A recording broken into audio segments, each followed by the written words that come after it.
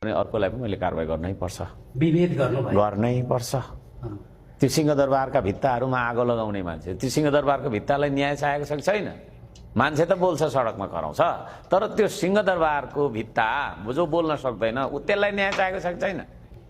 तर त्यो सिंहदरबारको भित्ता भनेको एउटा पर्खाल मात्रै होइन है, त्यो त मेरो देशको तपाईँको चाहिँ सार्वभौम सत्ताको प्रतीक हो नि, होइन र? मेरो देश हो भन्ने कुराको प्रमाण चाहिँ के हो त